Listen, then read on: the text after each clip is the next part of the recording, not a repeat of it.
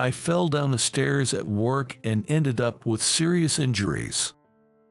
The president and my colleague, who were worried about me, spoke to me kindly, and I was on the verge of tears. Then, my wife, Kathy, arrived late. To my dismay, she came with a man she was having an affair with. There's no use for the incompetent. With no compassion, Kathy thrust the divorce papers at me, seriously injured. This made me feel conflicted. "You know nothing," I muttered softly. Although we were married, we truly understood nothing about each other. My name is Thomas Ingram. I'm 43 years old. I've been working as a technician in a factory in a downtown area for over 25 years. Back in high school, while almost everyone else was deciding to go to college, I was the only one who chose to work in a downtown factory right after graduation. My parents, a small business employee and a stay-at-home mom, were quite ordinary, so they were surprised by my choice to start working immediately instead of pursuing further education. They didn't grasp the concept of learning a trade. Initially, they opposed it, embarrassed that I wouldn't even get a college degree when it was the norm, but I had always been handy and wanted to make a career out of making things. More importantly, I never liked studying at school. I was slightly above average in grades, but with that level of academic ability, college would have just been a waste of 4 years. It made more sense to start working early in a field I was interested in, to build my career. I managed to convince my parents and got them to accept my decision. Looking back, I think it was the right move. Soon after, the job market froze, and many who went to college struggled with their job searches. It was the beginning of a long economic downturn. Even the downtown factory faced financial difficulties, but those with solid skills managed to survive. The president of the factory, who valued people like me with hands-on skills, really appreciated what I could do. Since then, I've focused solely on my work. I specialize in using a lathe, a machine that processes metal, and the machines have become automated. While the necessity for intuition and dexterity has diminished compared to the past, there's still a demand for the skills I've honed over the years. I need to continue honing my own skills while also nurturing talent development. With my single-minded focus on work, I remain single in my private life. But it's not fair to blame my job. To be honest, I've always been a bit awkward around women. It's been like that since I was a kid. The last real conversation I had with a girl was back in 4th grade. There was a girl named Laura I used to walk to school with, and I could talk to her comfortably. But after she moved away, I lost all opportunities to talk with girls. Because of my shyness, I couldn't initiate conversations with women. I'm fine in professional settings, but it's a different story in my personal life. My parents and colleagues at the factory were the ones concerned about my lack of femininity. I was told that my abstention from alcohol, gambling, marriage, and relationships with women, despite being a non-drinker and non-gambler, could be unhealthy in its own right. Thinking I shouldn't worry them, I tried to be more open-minded. That's when I met my wife, Kathy. She was a young woman, much younger than me, and we met when I went to a pub with a colleague from work. Sitting at the counter, I ended up next to her, who had come alone, and we got along. Thanks to the alcohol and my chatty colleague, I could converse without feeling nervous. Though I mostly just nodded and answered questions next to my chatting colleague. My quiet demeanor, even with alcohol, seemed to make a good impression on Kathy. She expressed her desire to stay in touch. Within 6 months, we decided to get married. It all happened so fast.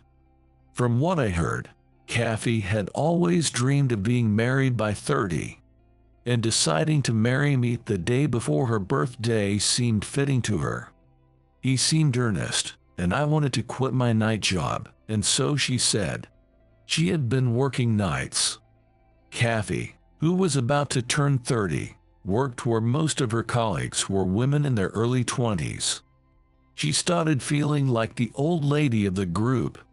Whatever the reason, I was grateful that someone with no special talents like me got married to her. And now, almost a year has passed since we got married. Kathy, who had quit her night job, now says she wants to work nights again. After getting married, I realized Kathy tends to be extravagant with money.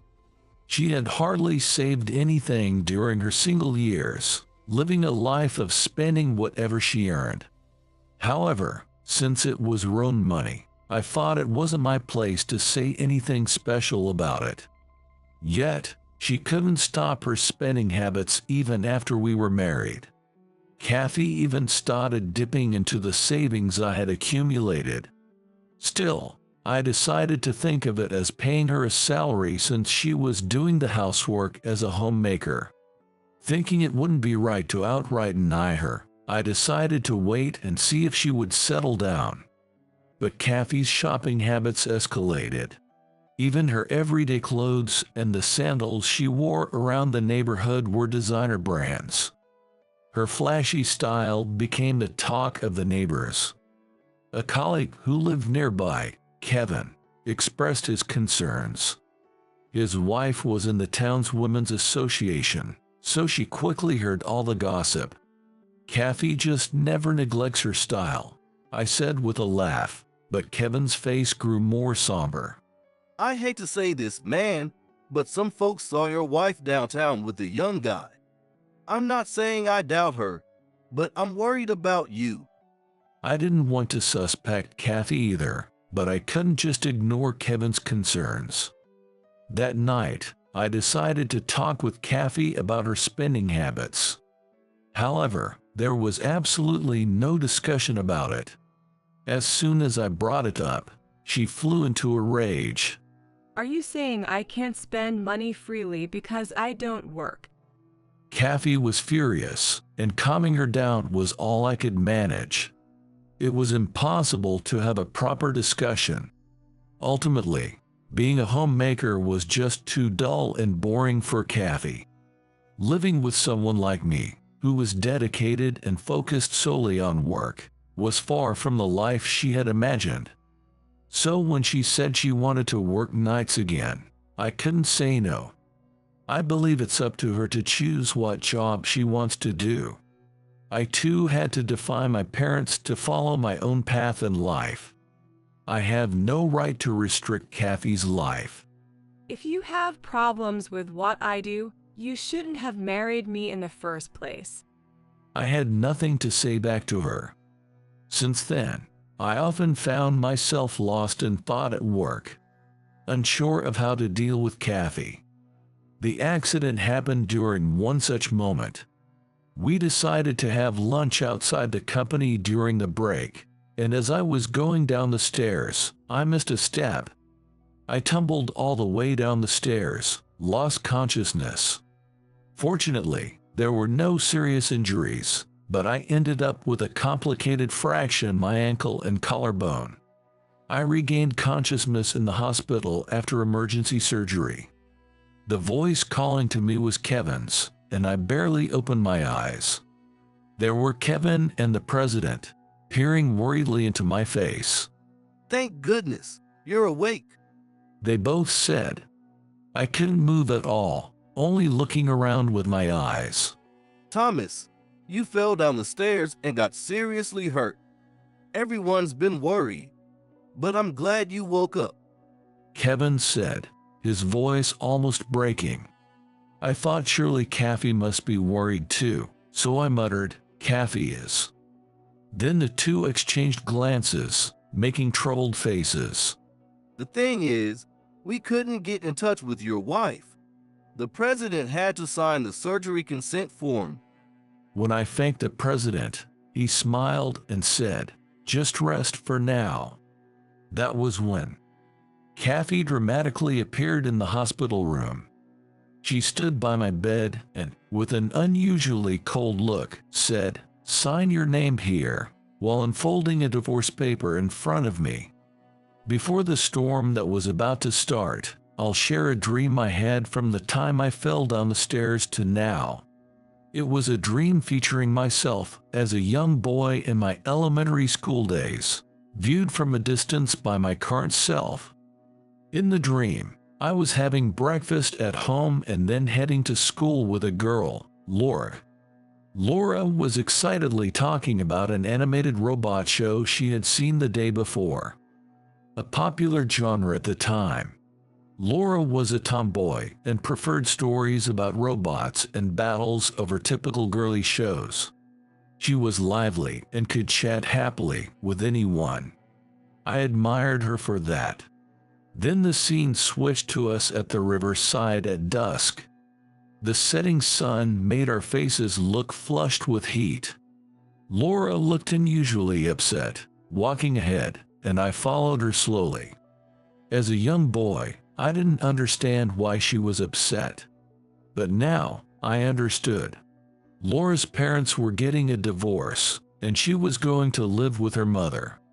Suddenly, Laura turned around and blurted out, "My parents are getting a divorce." As a child, I didn't quite understand. "What do you mean? What's a divorce?" I asked. "Don't you know? It means Mom and Dad will live separately." Laura replied, sounding a bit angry. I didn't really understand, as my parents were happy together, and the concept of living apart didn't make sense to me. So I asked a silly question. Why would they live apart? Laura probably thought I wouldn't understand no matter what she said. "Never mind," she said and ran off at full speed back home. I was too slow to chase after her, and the suddenness of it all just left me standing there, confused. Then, Laura stopped coming to my house, and soon after, she transferred schools. Her sudden disappearance was a shock to me. I thought I must have done something wrong, and until I knew the truth, I believed that she had disappeared because she disliked me. It might have been something that I always regretted and became a trauma. That's why I was afraid of being disliked by Kathy. I avoided having serious conversations. Maybe that's why things turned out this way. I have someone I want to marry. I've felt this way for a long time. She said this, pointing to a young man standing at the entrance of the hospital room. Unlike me, he was tall and quite handsome. What are you saying at a time like this? The shocked president and Kevin said to Kathy. However, Kathy glared at them and retorted, "This has nothing to do with you." Her sudden change was quite something. Even the president looked stunned by Kathy's words. "It's ridiculous how clumsy you are to get injured like this. The doctor said there might be lasting effects. We don't even know if you can return to work. That's why I want a divorce," she said, smiling slightly. "There's no use for the incompetent." To this, I muttered, "You really don't know anything. Even though we are married, we really don't know anything about each other." Come on, lady. That's too outrageous. Kevin was the one who spoke up to Kathy. Your husband is seriously injured, and you bring another man and ask for a divorce. That's beyond insensitive. And where have you been up until now that your phone couldn't be reached? Then Kathy glared sharply at Kevin. "It's none of your business what I do or where I am. This is a matter between spouses. Don't interfere." I tried to say, "Kathy," but at that moment, a sharp pain shot through me. "Ouch," I grimaced, and the president quickly came over. "Thomas, don't. You can't strain yourself. You're seriously injured." The president looked at me with a kind, fatherly concern. "Yes, The president has always been like a father to me. He understood me better than my own parents and was the one who saw potential in me despite my lack of any obvious talents. Actually, I had been visiting the factory since I was in high school. I grew up near an industrial area and always thought people who worked in factories were cool. Using machines and getting dirty with oil, my dream was to one day build a robot myself. I really wanted to go to a vocational high school. However, vocational schools had a bad reputation, and my parents wanted me to go to a regular high school. I followed their advice at the time, but I couldn't give up on working in a factory. It was fortunate that I had a teacher who listened to my concerns. There was a career counseling office at the school, and when I talked about it there, they arranged for me to visit a factory. I met the current president of the company there. I remember him telling me that I could always come and visit the factory. He's not a stranger to me. He's an irreplaceable engineer who has supported my factory and is like a son to me. I would like to leave the factory in Thomas's hands as my own son's replacement. I was surprised to hear those words. I had no idea the president thought so highly of me. I almost teared up at his unexpected words. Leave the factory to him. Kathy's eyes widened. Does that mean he will eventually become the president? Kathy suddenly looked excited. Then, a young man who had been watching from a distance entered the hospital room and said, "Hey, hurry up and sign this," pointing at the divorce papers. Wait, it seems there's still hope. This guy might be more impressive than I thought. I thought the end of savings would be the end of our relationship, but there might still be something worth seeing here. Hearing this, Kevin confronted Kathy. What the hell are you talking about? What do you think of Thomas? He's not working just to fund your lavish lifestyle. And who is that guy anyway? Kevin glared fiercely at the young man. No, it was more like he was cutting him down with his glare. Apparently, Kevin had been quite the wild one in his youth and was even the leader of a biker gang. Intimidated by Kevin's glare, the young man stammered, "What do you want?" You can leave now. I never really planned to marry you. I just wanted a set of wheels, that's all. Kathy told the young man. Then he cursed at Kathy damn woman and stormed out of the hospital room. What a woman, Thomas. Just sign the divorce papers and end this. Kevin said to me, but I didn't even have the strength to hold a pen. I've decided to stop the divorce. I'll tear this up. Kathy said, snatching the divorce papers I had spread out in front of me and tearing them up. What the hell are you doing? Kevin shouted. Despite everything, I hope we can get along from now on, Thomas. Kathy said to me with a smile. I smiled back at her. Then I said to the stunned Kevin standing there, "Kevin, can you get the envelope from my bag over there?" Sure," Kevin replied and pulled it out of my bag. "Open it and spread it out," I instructed, and Kevin slowly took out a folded piece of paper from the envelope and unfolded it, his face registering surprise. That would make sense. It was a divorce paper, prepared just to add Kathy's name. "Hey, you, this."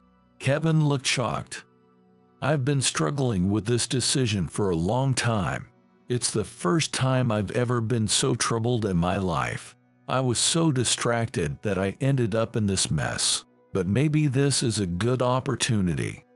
I slightly moved my head and looked at Kathy, who had a confused expression, not understanding what had happened. "Thank you for marrying me, but I'm sorry it has come to this. I don't think I can make you happy, Kathy, so let's get a divorce."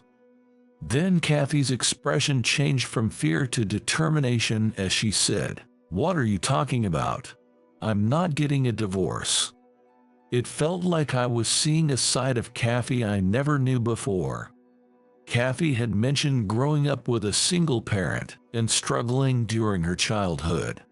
She didn't want to struggle in life anymore. I want to end things amicably, so I don't want to drag this out in court. You can claim alimony if you want. Kevin, who had been listening, said to me, You should be the one claiming alimony. All your savings were spent. She cheated with another man. She did whatever she wanted. Man, you're really too kind or just foolish. I smiled and replied, maybe so. But Kathy did devote some of her time to me. I'm grateful for that, and at least I got to experience being married. And getting divorced too. Kevin remarked, still looking unconvinced. Kathy's face turned pale as she stared at the divorce papers.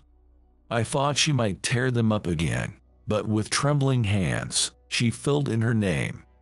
She then brought the signed papers to me and with a deflated look, left the hospital room. Now that the divorce was finalized, I braced myself for how much Kathy might claim. But no matter how long I waited, there was no word from her. Of course, no lawyer would want to handle such an unfavorable case. All I could do was hope that Kathy would find true happiness one day. Doctors said my recovery would take 6 months, so I spent a lot of time in bed. During this time, a miracle happened. I met Laura again, and she was the nurse assigned to me. One day, I noticed the nameplate pinned to her chest read Laura Smith. Hesitantly, I shared that I used to be friends with a girl named Laura who lived nearby when I was young. It turned out she was indeed the same Laura. Could it be Thomas? She said nostalgically. As I nodded and we talked about the robot anime we both loved, she smiled a familiar smile. It turns out, after moving away, Laura became a nurse, got married, and was initially happy. However, her marriage didn't last, and after a divorce, she returned home with her child and started working at this hospital. I felt it was time to say something I had always wanted to. I'm sorry for not understanding your feelings back then. Laura looked surprised, then smiled warmly. I've always wanted to apologize for the way we parted. I actually wanted to keep in touch through letters, but I was too shy to give you my address. Feeling emboldened, I decided to take a chance. Would you like to have dinner with me once I'm better? Laura laughed softly and responded, I have a child, you know. Of course, your child is welcome too. Laura smiled. Just seeing her warm smile made me feel that even my injury was a fortunate twist of fate.